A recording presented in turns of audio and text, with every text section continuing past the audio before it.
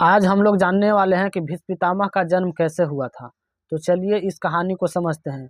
देखिए दोस्तों, जब राजा शांतनु हस्तिनापुर के राजा रहते हैं तो वह शिकार करने के लिए एक दिन जंगल की ओर जाते हैं। तो वह शिकार खेलते हुए राजा शांतनु गंगा की तट पर पहुंच जाते हैं। तो वहां पे राजा शांतनु देखते हैं कि एक स्त्री गंगा के तरफ से उनके रथ की ओर आ रही है। तो वह स्त्री से पूछते हैं कि तुम कौन हो देवी। तो वह कहती है कि मैं तो गंगा हूँ, ब्रह्मपुत्री गंगा हूँ।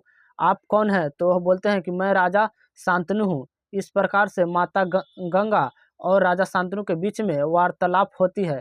तो राजा शांतनु कहते हैं कि मैं आपसे पहले ही मुलाकात में राजा शांतनु गंगा माता से प्रस्तावना रख देते हैं कि मैं आपसे विवाह करना चाहता हूँ। तो गंगा माता बोलती हैं कि मैं आपसे विवाह तो करूँगा, परंतु मेरा एक शर्त है, मुझे वचन दीजिए। तो राजा शांतनु जो है से इस वचन को पूरा करने के लिए कहते हैं कि बोलिए वो कौन सा वचन है, मैं प्रत्येक वचन आपको दे सकता हूँ। तो वह माता जो गंगा है वो कहती है कि आप मुझे वचन दीजिए कि आपसे विवाह होने के बाद मैं जो काम करूँ उसमें उसमें आप ये मत पूछिएगा कि आप ऐसा क्यों कर रही है, आप रोक मत लगाइएगा। तो राजा शांतनु जो है से बिना सोचे समझे माता गंगा को यह वचन दे देते हैं कि ठीक है, मैं विवाह के बाद तुमसे कुछ नहीं पूछूंगा कि तुम क्या कर रही हो। तो इस प्रकार से जब वचन दे देती है तो माता गंगा और राजा शांतनु दोनों प्रेम विवाह में बंधकर और वह हस्तिनापुर के ओर जंगल से लौट आते हैं। तो वहाँ के नागरिक हस्तिनापुर के बहुत खुश होते हैं कि हमारे राजा ने तो शादी विवाह कर लिए। बहुत खुशी के बाद उनके हस्तिनापुर में खुशी छा जाती है। इसी समय जब वर्षों बीतता है तो राजा शांतनु के घर में माता गंगा और राजा शांतनु के द्वारा एक पुत्र का जन्म होता है। उस पुत्र को जब गांव वाले जानते हैं तो खुशी से झूम उठते हैं।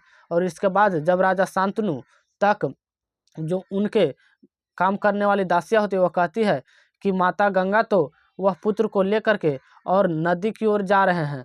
तो राजा शांतनु इस चीज़ को समझ नहीं पाते हैं और बोलते हैं कि आखिर ऐसा क्यों कर रही है।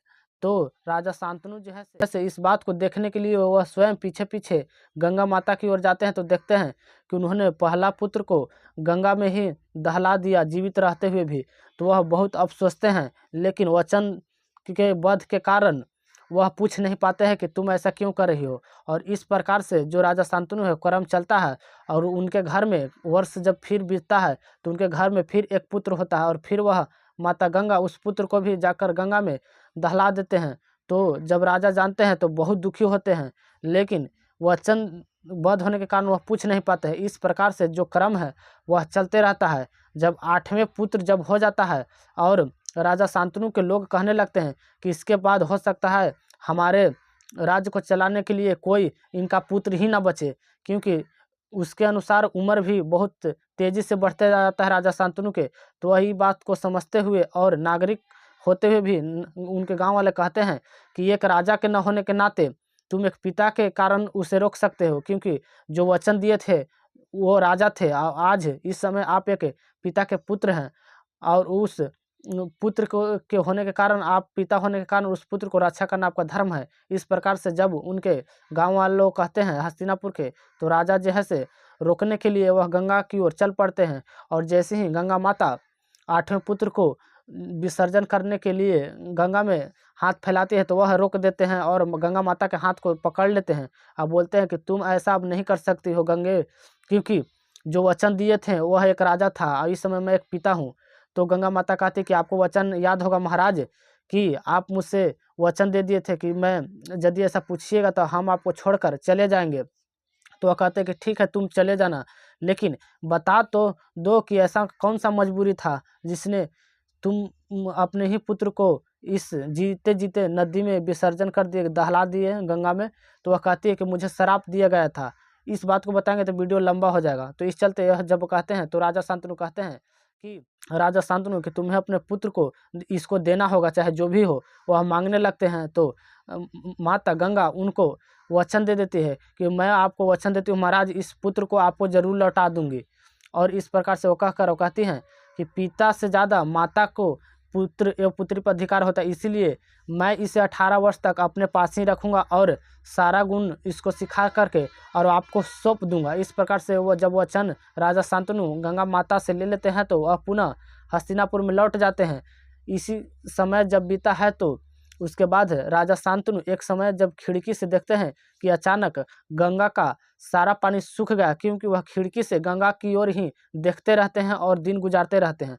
तो गंगा का पानी जब सूखता है तो वह बाण अपने उठाते हैं और देखते हैं कि तीर से जो पानी रोका गया है उस तीर को हटाने के लिए अपना तीर कमांड चलाने के लिए तैयार होते हैं। तो वहीं पे गंगा माता आते हुए कहते हैं कि रुक जाइए राजन, से आपका ही तो ये पुत्र है। इस प्रकार से वह खुश हो जाते हैं कि मेरा ही पुत्र है, तो वहीं पे आपको पुत्र लौटाने आई हूँ। तो वह बहुत खुश हो जाते हैं और वह उसी समय देवव्रत को जो है से राजा शांतनु को दे देते हैं और कहते हैं कि अपने पिता को पैर छुओ पुत्र।